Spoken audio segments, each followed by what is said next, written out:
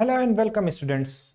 Online general studies की class में आप सभी का स्वागत है। जैसा कि हमें पता है कि हमारे एग्जाम की दृष्टि से जनरल स्टडीज़ एक बहुत इंपॉर्टेंट सब्जेक्ट है और उसके अंदर बहुत सारे सब्जेक्ट्स आते हैं जैसे पॉलिटी, हिस्ट्री, इकोनॉमी, इन्वायरमेंट, बहुत सारे क्वेश्चंस और ये एक इंपॉर्टेंट पार्ट फ्रेम करते हैं हमारे क्वेश्चन पेपर का। तो आज जो हम लोग जनरल स्टडीज़ की क्लासेस शुरू करेंगे वो है हमारी हिस्ट्री की क्लासेस। और हिस्ट्री में सारी चीज़ों को हम लोग देखेंगे कि हमारी हिस्ट्री को कितने पार्ट में डिवाइड किया गया है, हिस्ट्री की शुरुआत कहाँ से होती है और उन सारी चीज़ों को एक एक करके समझेंगे। तो शुरू करते हैं हिस्ट्री के बारे में। तो अगर हिस्ट्री की बात करें तो हिस्ट्री की शुरुआत वहीं से हो जाती है जब मानव सभ्यता की शुरुआत होती है। और अगर मानव सभ्यता की शुरुआत की बात करें तो मानव सभ्यता की शुरुआत आज से लाखों साल पहले हुई थी। अगर हम लोग देखना चाहें तो हम ये कह सकते हैं कि जो सबसे प्राचीन मानव की खोपड़ी मिली थी वो थी ऑस्ट्रेलोपिथेकस की। ऑस्ट्रेलोपिथेकस की और ये कहाँ पर मिली थी? ये हम कह सकते हैं कि एक जगह है साउथ अफ्रीका में। साउथ अफ्रीका में एक जगह है, टोंग नाम की जगह है। वहां पर सबसे पहले एक चूने की खान थी, उसकी खुदाई चल रही थी और चूने की खान में एक मानव कंकाल मिलता है, मानव की खोपड़ी मिलती है। एक चूने का खान था, चूने का खादान था। वहां पर सबसे पहले मानव की एक खोपड़ी मिलती है और इसको किसने खोजा था? तो देखिए, इसको प्राप्त करने वाले व्यक्ति का नाम था रेमंड डार्ट। रेमंड डार्ट महोदय ने सबसे पहले, अगर हम बात करें तो ये खोजी थी और ये 1824 में इसको खोजा था। तो ऐसा कहा जाता है कि ये पहला साक्ष्य था जिसने मानव इतिहास के बारे में सबसे पहले बताया। ठीक है। अगर हम लोग मानव की उत्पत्ति की बात करें तो ऑस्ट्रेलोपिथेकस के क्रम में होमो इरेक्टस, होमो हैबिलस, निएंडरथाल्स और सबसे लास्ट में जो हमारी स्पीसीज है वो है होमो सेपियंस की। और होमो सेपियंस सबसे लास्ट में आते हैं। होमो सेपियंस की अगर हम बात करें तो होमो सेपियंस जो टर्सरी युग है, टर्सरी एरा में, टर्सरी एरा में प्लायोसीन, प्लायोसीन काल में आते हैं। प्लायोसीन काल में आते हैं। ठीक है। जो आधुनिक होमोसेपियंस है, जो हमारी स्पीसीज है, उनको होमोसेपियंस कहते हैं और इनका उदय उस समय हुआ था। ठीक है। लगभग कितने साल पहले? तो आप ये कह सकते हैं कि 30,000 से 40,000 साल पहले इनका उदय हुआ था। ठीक है। 30 से 40,000 साल पहले इनका उदय हुआ था, ऐसा हम लोग कह सकते हैं। तो ये तो बात हो गई हमारे मानव जीवन के उत्पत्ति की। अब इतिहास को पढ़ने के लिए हम लोग मानव ओरिजिन से कैसे इतिहास को डिवाइड करते हुए चलते हैं, इन सारी चीजों को हम लोग आगे समझेंगे। तो अगर हम लोग देखें तो यहां पर हम ये कह सकते हैं कि सबसे पहले हमारा किस क्रम में हमें पढ़ना है, हमें वो सारी चीजें देखनी है। तो सबसे पहले हमारा आएगा स्टोन एज, और स्टोन एज के बाद आएगा चाल्कोलिथिक एज यानी कांस्ययुगीन सभ्यता। चाल्कोलिथिक एज के बाद हम लोग देखेंगे हड़प्पन सिविलाइजेशन को, जो कि अपने आप में एक बहुत बड़ा रेवोल्यूशन था। हड़प्पन सिविलाइजेशन को देखेंगे और उसके बाद हम लोग हड़प्पन सिविलाइजेशन के बाद हम लोग वैदिक सिविलाइजेशन की ओर बढ़ेंगे। वैदिक सिविलाइजेशन की ओर बढ़ेंगे। ठीक है। वैदिक सिविलाइजेशन की ओर बढ़ेंगे। अगर हिस्ट्री की बात करें तो हिस्ट्री को हम लोग मुख्यतः, इंडियन हिस्ट्री की अगर बात करें, 3 भागों में डिवाइड करते हैं। सबसे पहली हमारी एंशियंट हिस्ट्री, एंशियंट हिस्ट्री, और फिर हमारा है मिडिवल,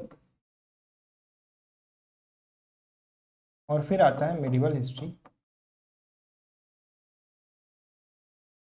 और उसके बाद हमारी आती है मॉडर्न हिस्ट्री।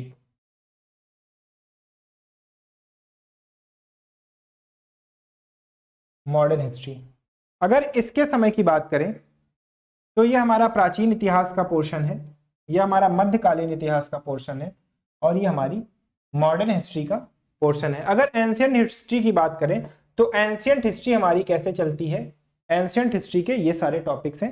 वैदिक सिविलाइजेशन, और वैदिक सिविलाइजेशन के बाद हम लोग देखेंगे महाजनपद, महाजनपद काल, और महाजनपद के बाद हम लोग देखेंगे after mahajanapadas Maurya dynasty, Maurya dynasty. फिर हम लोग देखेंगे लेटर मौर्यास, लेटर मौर्यास, और लेटर मौर्यास के बाद अगर हम लोग बात करें तो गुप्ता डायनेस्टी, और उसके बाद अगर हम लोग बात करें तो गुप्ता डायनेस्टी के बाद वर्धन डायनेस्टी, वर्धन डायनेस्टी। और ये हमारे एंशिएंट के टॉपिक हो गए। अब अगर हम लोग मिडिवल की बात करें तो मिडिवल में देखिए हम लोग क्या क्या बात पढ़ेंगे। मिडिवल की अगर हम बात करें तो मिडिवल हिस्ट्री में हमारा ये 712 एडी से 1707 एडी तक के बीच का कालखंड है। 712 एडी में क्या होता है, यहां पर मुस्लिम आक्रमण की शुरुआत होती है। यहां पर सबसे पहले मुस्लिम आक्रमण की शुरुआत होती है, तो इसलिए इस कालखंड को हम लोग मध्यकालीन भारत के इतिहास की शुरुआत मानते हैं अपने भारतीय परिप्रेक्ष्य में। और अगर 1707 की बात करें तो यहां पर मुगल साम्राज्य का पतन हो जाता है, मुगल साम्राज्य का पतन हो जाता है। यहां पर मुगल साम्राज्य का पतन हो जाता है, और जैसा कि हमें पता है कि मुगल साम्राज्य के पतन में सबसे अंतिम जो सबसे मजबूत शासक मुगल साम्राज्य की कड़ी का रहा था औरंगजेब, उसकी मृत्यु हो जाती है। आखिर हम लोगों ने 707 टाइम फ्रेम को ही मिडिवल हिस्ट्री का एंड क्यों माना है, क्योंकि जो औरंगजेब है, औरंगजेब की मृत्यु हो जाती है यहां पर, ठीक है, औरंगजेब की मृत्यु हो जाती है यहां पर, इसलिए 1707 को हम लोगों ने मिडिवल हिस्ट्री का एंड टाइम माना है। उसके बाद अगर हम देखें मॉडर्न हिस्ट्री, तो मॉडर्न हिस्ट्री का जो कालखंड है वो कहां से कहां तक का चलेगा, तो ये हमारा 1707 से प्रेजेंट टाइम का जो भी समय है वो हमारा मॉडर्न हिस्ट्री में आ जाएगा। इसमें हम लोगों को क्या पढ़ना है, देखिए इसमें हमारा यूरोपीय कंपनी का आगमन, यूरोपीय कंपनी का आगमन, और freedom movements, freedom movement plus other developments, ये सारे बहुत सारे टॉपिक्स जो हमारे हैं ना वो इसमें कवर हो जाएंगे, हमारे बहुत सारे टॉपिक्स इसमें कवर हो जाएंगे। अब हम लोग क्या करते हैं, स्टार्ट करते हैं एंशिएंट हिस्ट्री से, और एक एक चीजों को हम लोग देखते हुए आगे चलेंगे। तो एंशिएंट हिस्ट्री को पढ़ने से पहले हमें कुछ चीजें समझनी होंगी। एंशिएंट हिस्ट्री को पढ़ने से पहले हमें कुछ चीजें समझनी पड़ेंगी, और वो चीजें क्या है, हमारी टाइम स्केल, टाइम स्केल पर कैसे हम लोग दिखाएंगे, ठीक है, वो है हमारा टाइम स्केल। तो टाइम स्केल की बात करें तो ये है हमारी टाइम स्केल, और ये हो गया हमारा जीरो। एक इनिशियल या बेस ईयर को हम लोग जीरो मान लेते हैं, बेस ईयर को हम लोग जीरो मान लेते हैं, और इधर जो भी चलेगा वो हमारा एडी में आएगा, और इधर जो भी चलेगा वो हमारा BC में आएगा। तो BC का मतलब क्या होता है? BC का मतलब हो गया बिफोर क्राइस्ट, यानी प्रभु के वर्ष से पहले का समय जो भी होगा वो हमारा BC हो जाएगा। और AD क्या हो जाएगा? एनो डोमिनी या in the year of Lord. इसका लिटरल मीनिंग होता है in the year of Lord. तो अगर हम लोग बात करें तो इस समय क्या चल रहा है? 2022 का साल चल रहा है। अगर मैं आपसे कहता हूं कि कहीं पर जियोलॉजिकल टाइम स्केल में 200 BC की 2000 BC की अगर मैं बात कर रहा हूं तो 2000 BC का मतलब क्या हो जाएगा? यहां पर ये 2000 BC का हमारे समय हो जाएगा, 2000 BC। और अगर मैं प्रेजेंट से बात करूं तो ये आज के समय से कितना समय हो जाएगा? तो ये प्रेजेंट के समय से, ये हमारे आज के समय से लगभग 4000 वर्ष पूर्व हो जाएगा। वर्ष पहले की बात मैं कर रहा हूं। तो ये कॉन्सेप्ट आपको क्लियर हो जाना चाहिए कि टाइम स्केल में हम कैसे हिस्ट्री में पढ़ते हैं। ठीक है, टाइम स्केल में हम कैसे हिस्ट्री में पढ़ते हैं, वो है हमारा BC और AD का कॉन्सेप्ट। इसके बाद ही हम लोग शुरू कर पाएंगे अपनी एंशिएंट हिस्ट्री, क्योंकि टाइम स्केल को समझना बहुत जरूरी है। क्योंकि हिस्ट्री है क्या? एक्चुअली हिस्ट्री है रिटन एविडेंस ऑफ और रिटन डॉक्यूमेंट्स ऑफ पास्ट। ऐसी चीज जो घटित हो चुकी हैं उनका लिखित साक्ष्य या लिखित सामग्री, वही हमारा हिस्ट्री हो जाता है। तो इसको समझने के लिए समय को समझना बहुत जरूरी है। अब आइए हम लोग आगे चलते हैं और देखते हैं कि सबसे पहले जो स्टोन एज है, स्टोन एज यानी भारतीय इतिहास में अगर हम लोग बात करें तो पाषाण काल का सबसे पहला वो समय होता है जो इतिहास में सबसे पहले परिलक्षित होता है। ठीक है, तो अगर हिस्ट्री की बात करें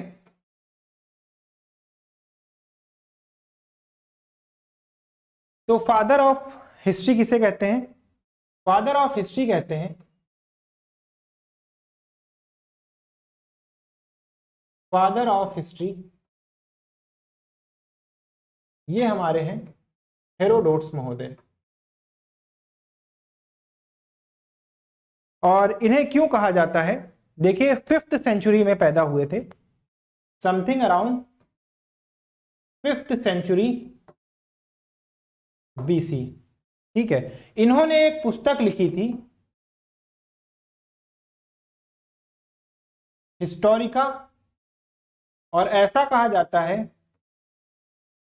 यह इतिहास की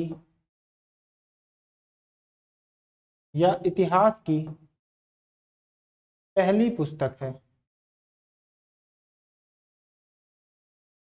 इसलिए इन्हें फादर ऑफ हिस्ट्री कहा जाता है। ठीक है, अब हम लोग देखते हैं कि हम लोगों ने ये समझ लिया कि फादर ऑफ हिस्ट्री किसे कहा जाता है, हेरोडोट्स को। ये बहुत इंपॉर्टेंट है, ये आपको पता होना चाहिए। और इनकी ये पुस्तक दरअसल ये पहला ऐसा एविडेंस था जहां पर किसी इतिहास के लिखे होने के साक्ष्य हमें मिले हैं।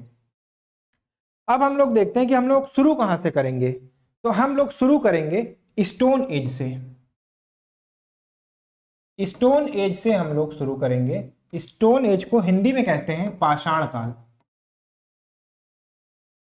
स्टोन एज को हिंदी में पाषाण काल कहते हैं। और इस पाषाण काल को हम लोग दो भागों में बांटेंगे। सबसे पहले है हमारे पैलियोलिथिक एज,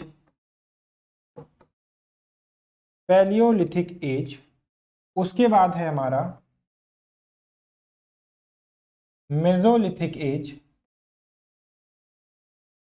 मेसोलिथिक एज।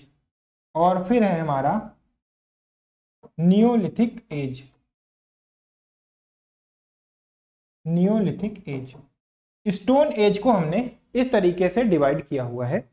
और इस तरीके से डिवीजन का आधार क्या है पहले ये समझ लेते हैं। तो इस तरीके के डिवीजन का आधार ये है कि यहाँ पर बहुत सारे जो ऐसे औजार थे, जो इक्विपमेंट्स थे, उनमें कुछ डेवलपमेंट्स मिलती है, इनके रहन सहन में डेवलपमेंट मिलती है। और अगर हम लोग बात करें तो इनकी बहुत सारी सामाजिक गतिविधियों में हमें भिन्नता मिलती है, जिसकी वजह से हमने ये डिवीजन किया है। अगर पैलियोलिथिक की बात करें तो ये देखिए, ये 5 लाख साल पहले, 5 लाख से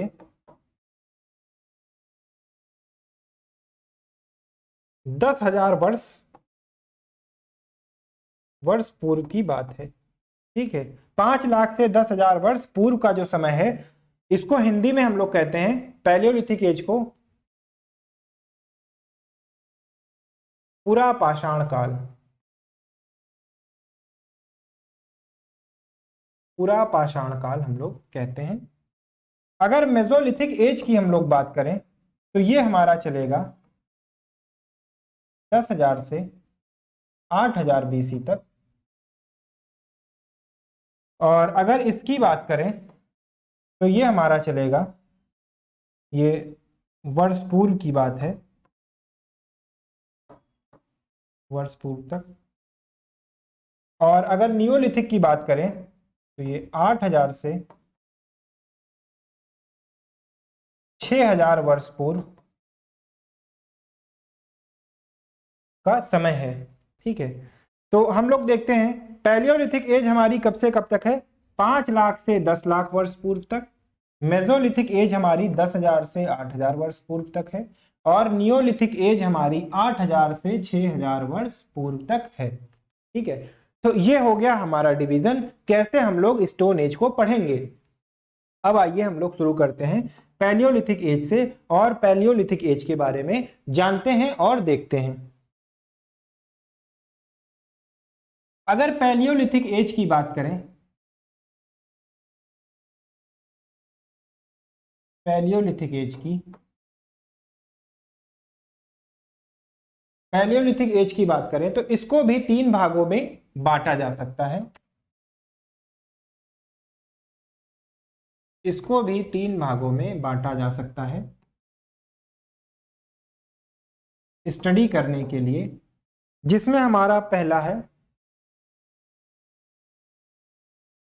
lower palaeolithic as.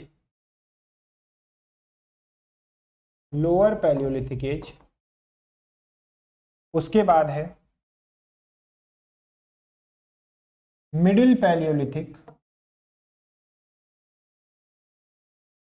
Middle palaeolithic, और फिर later palaeolithic as.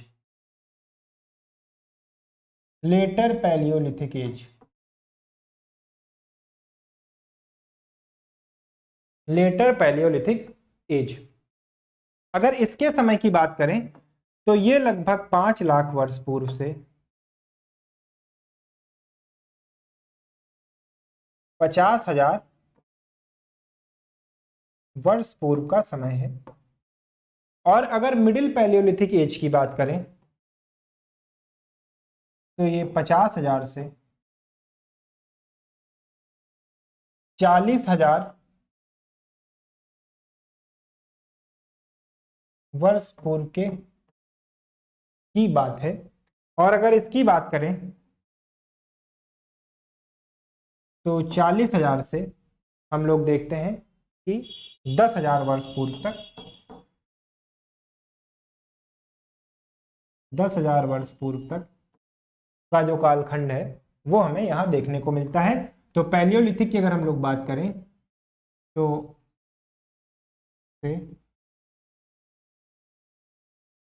10K years ago की जो बात है वो हम लोग यहाँ पर कर रहे होंगे।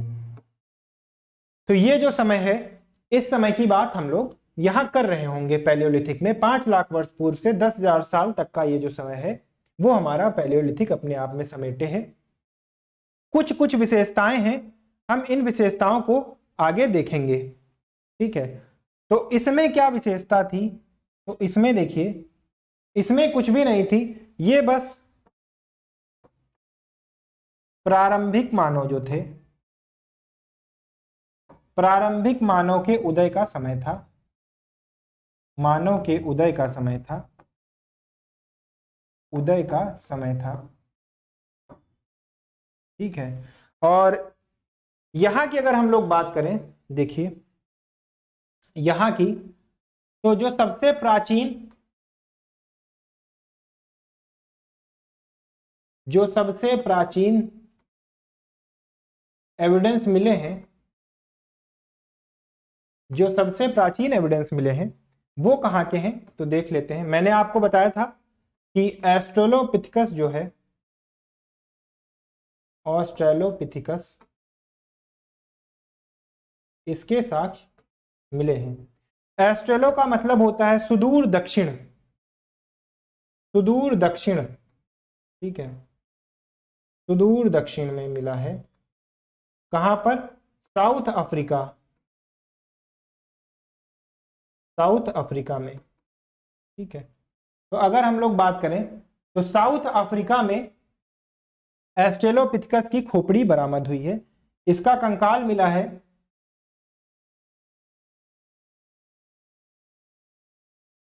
एस्ट्रेलोपिथेकस का स्कल हमें मिला है।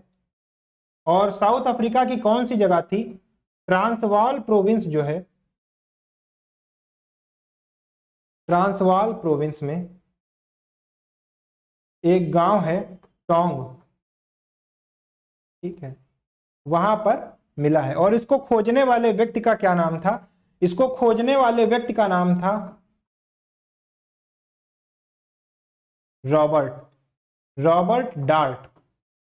और इसको ईयर 1824 में खोजा गया था, ठीक है। यहां पर मानव कैसे, क्या यहां पर सारी चीजें थी उनको देख लेते हैं। तो देखिए, यहां पर जिन उपकरणों का इस्तेमाल होता था लोअर पैलियोलिथिक एज में, लोअर पैलियोलिथिक एज में जिन उपकरणों का इस्तेमाल होता था, लोअर पैलियोलिथिक एज में जिन उपकरणों का इस्तेमाल होता था वो कैसे थे? कोर थे, कोर। कोर का मतलब समझते हैं आप क्या होता है? कोर का, देखिए, जो राउंड स्टोन्स होते हैं,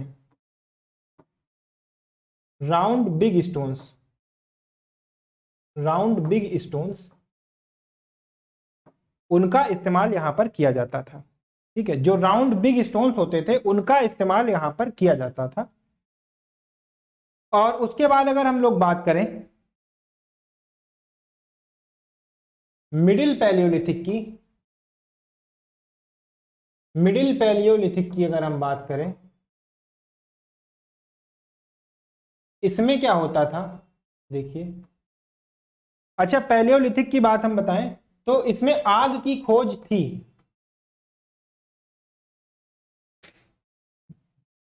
यहां पर देखिए, आग की खोज हो चुकी थी, आग की खोज हो चुकी थी, आग की खोज हो चुकी थी, परंतु इस्तेमाल नहीं कर रहे थे, परंतु इस्तेमाल नहीं पता था, परंतु इस्तेमाल नहीं पता। तो अगर कभी आपसे यह पूछा जाए कि आग की खोज कहां पर हुई थी, तो आग की खोज हमारी पैलियोलिथिक एज में हो गई थी।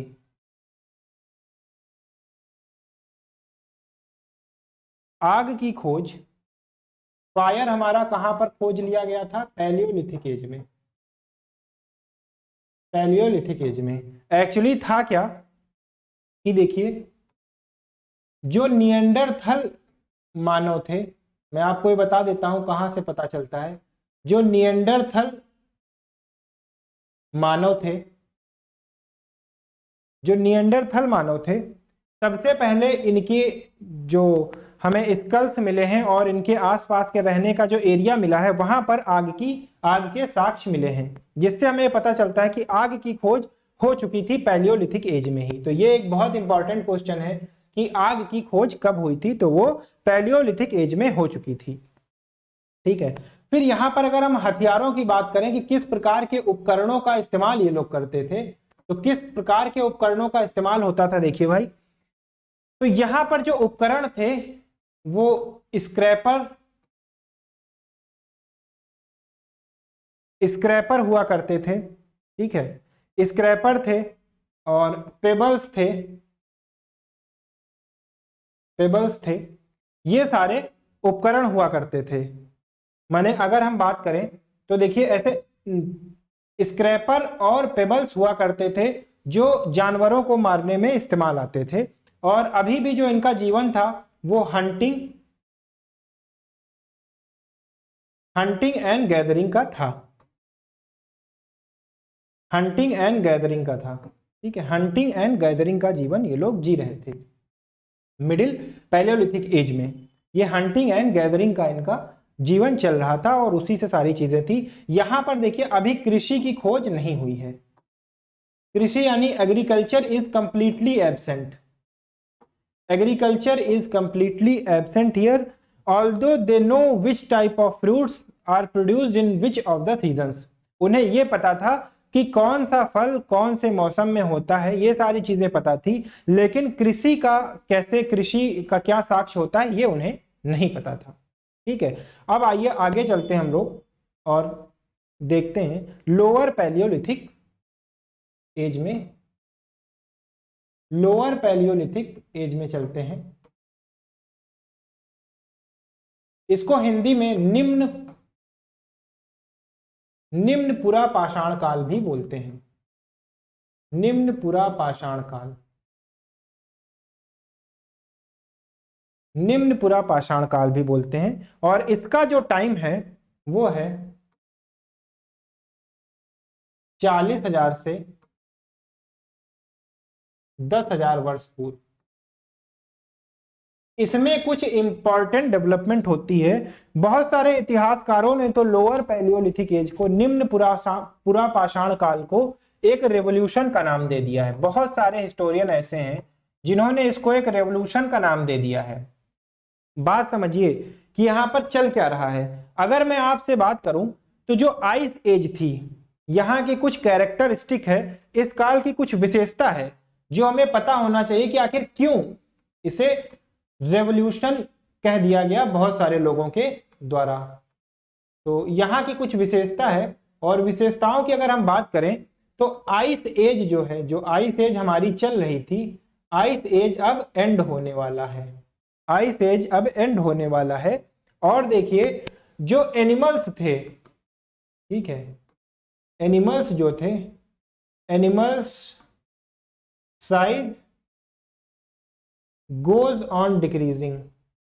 अब जो जानवरों का साइज था वो छोटा होने लगा था धीरे धीरे। ठीक है, पहले जो बड़े जानवर हुआ करते थे अब धीरे धीरे उनका साइज छोटा होने लगा है, और जानवरों का साइज धीरे धीरे छोटा होने लगा है। तो इससे क्या होगा, पहले उन्हें बड़े पत्थर की जरूरत पड़ती थी मारने के लिए, लेकिन अब छोटे औजार हम देखते हैं कि सामने आएंगे, जो छोटे औजार हैं वो निकलकर सामने आएंगे। और दूसरी बात ये बहुत इंपॉर्टेंट है जो मैं यहां पर लिख रहा हूं, this point must be noted कि this was the period when modern humans और species of Homo sapiens first evolved. यह ऐसा समय था एट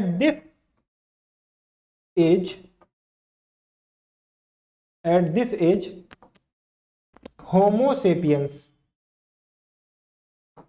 जो आज हम आधुनिक मानव देख रहे हैं, जैसे मैं आप लोग, तो ये कौन से स्पीसीज के हैं, इनकी प्रजाति को क्या कहते हैं, होमो सेपियंस। और बुद्धिमान मानव, तो इनका उदय कब हुआ, होमो सेपियंस का लोअर पैलियोलिथिक एज में इनका उदय होता है। और यहां पर एक इंपॉर्टेंट डेवलपमेंट और मिलती है कि देखिए होमो सेपियंस का तो उदय हुआ, लेकिन इनके अंदर जो रिलीजियस एस्पेक्ट था, रिलीजियस एस्पेक्ट था वो भी डेवलप होता है, क्रिएटिविटी भी डेवलप होती है। ठीक है, क्रिएटिविटी भी डेवलप होती है, क्रिएटिविटी भी डेवलप होती है इनके अंदर। और अगर हम लोग बात करें क्रिएटिविटी डेवलप होने का, तो भारत में एक जगह है जिसका नाम है भीमबेटका, भीमबेटका। और ये कहां पर है, ये मध्य प्रदेश में है, भीमबेटका मध्य प्रदेश में है। और ये किस लिए फेमस है, क्योंकि यहां पर केव पेंटिंग्स मिली हैं, केव पेंटिंग्स जो इसी काल की हैं, केव पेंटिंग्स मिली हैं जो इसी काल की हैं।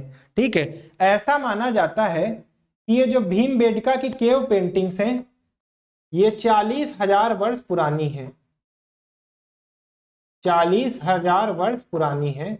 और यहां पर देखिए किन कलरों का इस्तेमाल किया गया है, तो यहां पर ऑर्चर यानी गेरू का इस्तेमाल किया गया है इनको बनाने में।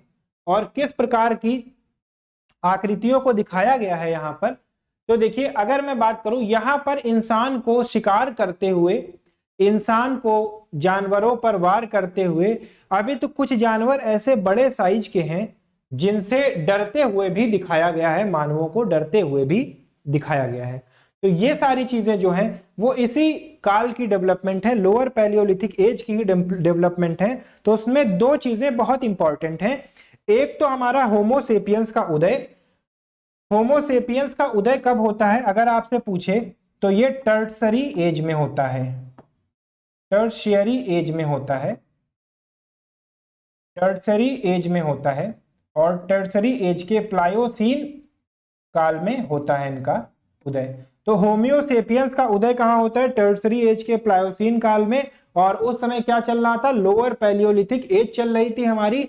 और लोअर पैलियोलिथिक एज में ही होमोसेपियंस के उदय के साथ एक चीज और हमें देखने को मिलता है, और वो है भीमबेटका की गुफाएं, जो कि मध्य प्रदेश में है। और यहां पर पहली बार मानव द्वारा निर्मित कुछ आकृतियां देखने को मिलती हैं हमें। तो ये थी हमारी पैलियोलिथिक एज। अब हम लोग देखते हैं मेसोलिथिक एज में। ये सारे डेवलपमेंट्स याद रखिएगा, मैंने आपको बताया आइस एज यहां पर समाप्त हो रही है लोअर पैलियोलिथिक एज में, एनिमल्स का साइज छोटा होता जा रहा है और होमोसेपियंस का उदय हो चुका है। इंसानों के अंदर रिलीजियस एस्पेक्ट आ गया है, क्रिएटिविटी भी आ गई है। और क्रिएटिविटी का एक बहुत अच्छा उदाहरण हमें भीमबेटका मध्य प्रदेश में देखने को मिलता है। ये सारी चीजें हमें वहां देखने को मिलती हैं। ठीक है, अब हम लोग देखते हैं कि मेसोलिथिक में क्या होता है। ये तो हमारा क्या था, अभी हम लोगों ने देखा, ये हमारा पैलियोलिथिक एज था। पैलियोलिथिक एज में हम लोगों ने क्या क्या पढ़ लिया, सारी चीजें हम लोगों ने पढ़ ली कि कैसे पैलियोलिथिक एज में, पैलियोलिथिक एज को 3 भागों में डिवाइड करते हैं, अपर पैलियोलिथिक, मिडिल पैलियोलिथिक या लोअर पैलियोलिथिक एज। ठीक है, या नियोलिथिक एज जिसे हम लोग कहते हैं। तो अब हम लोग देखते हैं मेसोलिथिक एज।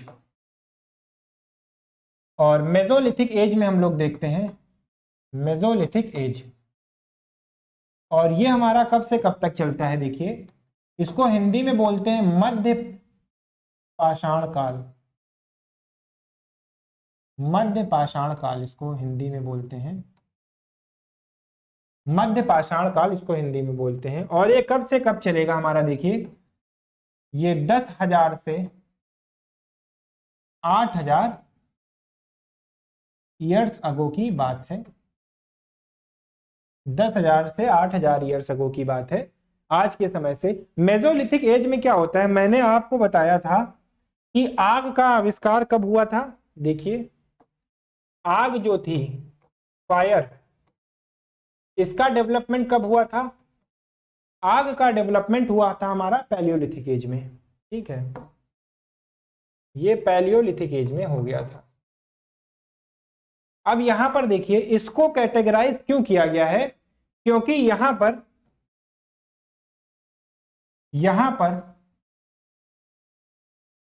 छोटे उपकरण का इस्तेमाल किया गया, छोटे उपकरणों का शिकार में इस्तेमाल किया गया। ठीक है, का शिकार में इस्तेमाल किया जाने लगा, छोटे उपकरणों का शिकार में इस्तेमाल किया जाने लगा। जैसे मैं आपको बताता हूं, देखिए एक इस प्रकार का ये नुकीला हथियार था, इस प्रकार का नुकीला हथियार जो है वो इस्तेमाल में आने लगा। ठीक है, इसमें पॉइंट का इस्तेमाल होने लगा, इसमें ये जो पॉइंट है, पॉइंट का इस्तेमाल होने लगा। यहां पर हैंड एक्स का भी इस्तेमाल होने लगा, यहां पर हैंड एक्स का भी इस्तेमाल होने लगा, हैंड एक्स का भी इस्तेमाल होने लगा। इससे क्या करते थे, सिलाई का काम करते थे, जानवरों की खालों को सिलाई करने का काम, इससे काटने का काम, इससे चीरने का काम। तो ये कुछ उपकरणों में कुछ बदलाव आते हैं मेसोलिथिक एज में, जिनकी वजह से जिनकी वजह से हम लोग देखते हैं इसको। अब एक चीज और यहां पर हमें देखना है कि मेसोलिथिक एज में जानवरों का आकार छोटा हो गया। तो जानवरों का आकार छोटा होने की वजह से क्या होता है कि अब बड़े पत्थरों से उनका शिकार नहीं किया जा सकता, अब पॉइंटेड चीजों से उनका शिकार किया जाएगा। ठीक है, पॉइंटेड चीजों से उनका शिकार किया जाएगा। तो यहां पर यह चीज देखते हैं। और दूसरी बात यह कि यहां पर अब क्या होता है कि एग्रीकल्चर जो है, एग्रीकल्चर के बारे में लोगों को ज्ञान हो जाता है। एग्रीकल्चर यानी कृषि को। तो कृषि के बारे में कहां पर ज्ञान होता है? मध्य पाषाण काल में। मध्य पाषाण काल में मानवों को कृषि का ज्ञान हो जाता है। ठीक है, मानवों को मध्य पाषाण काल में कृषि का ज्ञान हो जाता है। और एक जगह है, देखिए राजस्थान में, ठीक है, एक जगह है राजस्थान में बोगरा, वहां पर सबसे पहले प्राचीनतम साक्ष्य हमें देखने को मिलते हैं। बहुत सारी ऐसी जगह हैं जहां पर देखने को मिलते हैं। इनफैक्ट अगर मैं आपसे बात करूं तो देखिए एक जगह है मेहरगढ़। ठीक है, मेहरगढ़ में भी इसके साक्ष्य मिले हैं। और अगर मैं बात करूं तो कृषि के प्राचीनतम साक्ष्य देखिए, कृषि के प्राचीनतम साक्ष्य कहां से प्राप्त हुए हैं? कृषि के प्राचीनतम साक्ष्य हमें कहां से मिलते हैं? कृषि के प्राचीनतम साक्ष्य मध्य पाषाण काल से प्रारंभ हो जाते हैं। मध्य पाषाण काल से प्रारंभ हो जाते हैं। राजस्थान में एक जगह है, राजस्थान में एक जगह है बागौर, राजस्थान में एक जगह है बागौर, वहां पर हमें कृषि के साक्ष्य मिलते हैं। अच्छा, ये सारी चीजें तो हो गई। अब कृषि का अगर साक्ष्य आ गया या कृषि की पद्धति डेवलप हो गई तो एक बहुत स्वाभाविक सा चेंज आ जाएगा। वो आ जाएगा कि अगर आप किसी पौधे को जमीन में रोपते हैं तो आपको क्या करना पड़ेगा? रुकना पड़ेगा। यहां पर रुकना पड़ेगा, फसल की देखभाल करनी पड़ेगी, फसल की कटाई करनी पड़ेगी। और जब ये सारी चीजें आएंगी तो क्या होगा? एक बस्ती या कबीलाई जीवन आपका शुरू हो जाएगा। तो इन सारी चीजों ने किस चीज को बढ़ावा दिया? एक कबीलाई जीवन को, एक कबीलाई जीवन को बढ़ावा दिया, या एक ग्रामीण सभ्यता को बढ़ावा दिया। लोग कबीले के रूप में रहने लगे, लोग कबीले के रूप में रहने लगे। लोगों ने जब कृषि प्रारंभ कर दी तो कबीले के रूप में रहने लगे, एक दूसरे के साथ रहने लगे। और हम देखते हैं कि धीरे धीरे जो हमारे मानव का इतिहास है वो आगे चल पड़ता है। उसके बाद हम लोग देखते हैं नियोलिथिक एज। नियोलिथिक एज, और नियोलिथिक एज की अगर हम बात करें तो नियोलिथिक एज हमारी, इसमें क्या होता है कि इंसान जो मनुष्य थे, मनुष्य अपने हाथों का इस्तेमाल करने लगे, मनुष्य अपने हाथों का इस्तेमाल करने लगे, मनुष्य अपने हाथों का इस्तेमाल करने लगे। और देखिए यहां पर ब्लेड का इस्तेमाल होने लगा, ब्लेड का इस्तेमाल होने लगा औजारों में इस्तेमाल। इसीलिए इसको ब्लेड सिविलाइजेशन भी कहते हैं, इसीलिए इसको ब्लेड सिविलाइजेशन भी कहते हैं, इसीलिए इसको ब्लेड सिविलाइजेशन भी कहते हैं। ब्लेड सिविलाइजेशन, ब्लेड का इस्तेमाल होने लगा, स्क्रैपर्स का इस्तेमाल होता ही था। ठीक है, और पॉइंट का इस्तेमाल था, ब्लेड का इस्तेमाल होने लगा। और देखिए अब नए नए पत्थर इस्तेमाल होते थे, नए पत्थर का इस्तेमाल, नए पत्थरों का इस्तेमाल होने लगा। यहां पर चर्ट, चर्ट जैसे पत्थरों का इस्तेमाल होने लगा। ठीक है, तो ये सारे कुछ बदलाव हमारे नियोलिथिक एज में आते हैं। नियोलिथिक एज के बाद हम लोग देखते हैं कि एक ट्रांजिशन का फेस आता है, और वो जो ट्रांजिशन का फेस था हमारा वो कहलाता है chalcolithic age. Chalcolithic age, chalcolithic age थी। देखिए अभी तक लोहे का ज्ञान नहीं है, लोहे का ज्ञान नहीं है, किसी को भी लोहे का ज्ञान नहीं है, लोहे का ज्ञान नहीं है किसी को भी। यहां पर सिर्फ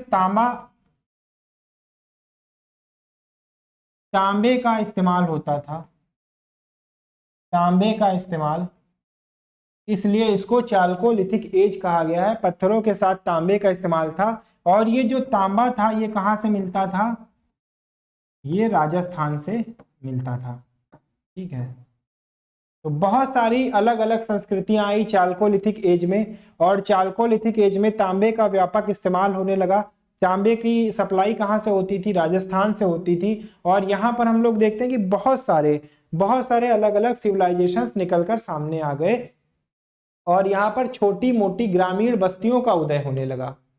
हम ये देखते हैं कि ग्रामीण बस्तियों का उदय होने लगा, यहाँ पर ग्रामीण बस्तियों का उदय होने लगा,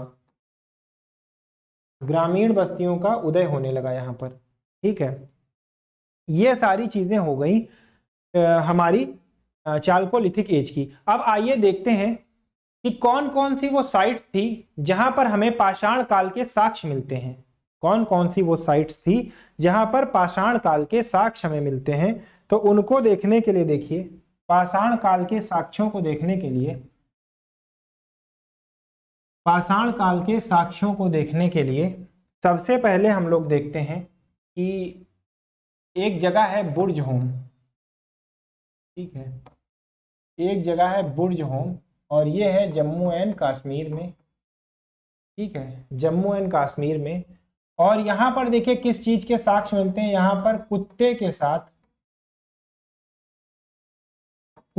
साथ मानव को दफनाने के साक्ष्य मिलते हैं, मानव को दफनाने के साक्ष्य मिलते हैं, दफनाने के साक्ष्य मिलते हैं। ठीक है, और उसके बाद हम लोग देखते हैं गुफ कराल एक साइट है, गुफ कराल, और ये भी कहाँ है, जम्मू एंड कश्मीर में ही है। और यहां से देखिए 37 नर कंकाल बरामद हुए हैं। ये सब क्वेश्चन पूछे जाते हैं, 37 नर कंकाल बरामद हुए हैं। ठीक है, इस साइड से। और उसके बाद हम लोग देखते हैं राजस्थान में, ये हमारी साइट्स हो गई, और ये हमारी साइट्स थी नियोलिथिक एज की, नियोलिथिक एज की साइट्स हैं, एज की साइट्स हैं। और फिर एक है हमारी महदहा, ये प्रतापगढ़ में है, यूपी में। और यहां से देखिए हड्डी के बने उपकरण प्राप्त हुए हैं, हड्डी के बने उपकरण, हड्डी के बने उपकरण प्राप्त हुए हैं महदहा से। ठीक है, और भी बहुत सारी वेबसाइट्स हैं, लेकिन जो एग्जाम के पॉइंट ऑफ व्यू से इंपॉर्टेंट है मैं सिर्फ वही आपको बता रहा हूं। फिर मेसोलिथिक साइट में देख लेते हैं, मेसोलिथिक साइड में एक है हथनौरा, हथनौरा एक साइट है। और पैलियोलिथिक साइट की अगर बात करें, पैलियोलिथिक साइट की अगर बात करें तो इसके उदाहरण में क्या हो जाएगा देख लेते हैं। बागौर है, ठीक है, बागौर है। और देखिए हमारा राजस्थान का जो मरु क्षेत्र है वो हो जाएगा। तो ये सब कुछ साइट्स हैं नियोलिथिक की, मेसोलिथिक की, पैलियोलिथिक की, और किस साइट से क्या प्राप्त हुआ। तो देखिए इस पे क्वेश्चन पूछा गया है, इस पे भी क्वेश्चन पूछा गया है, और इस पर भी क्वेश्चन पूछा गया है। बागौर में मैंने आपको बताया ही थे कि यहाँ से कृषि के साक्ष्य प्राप्त हुए हैं, कृषि के साक्ष्य प्राप्त हुए हैं। ठीक है, ये कृषि के साक्ष्य प्राप्त हुए हैं मेसोलिथिक टाइम में। ठीक है, ये था हमारा आज जो हम लोगों ने पढ़ा वो पैलियोलिथिक था। और इसके बाद हम लोग देखेंगे आगे कि हमारा हड़प्पन सिविलाइजेशन और ये सारी चीज़ें कैसे होती हैं, इन सारी चीज़ों को हम लोग आगे देखेंगे।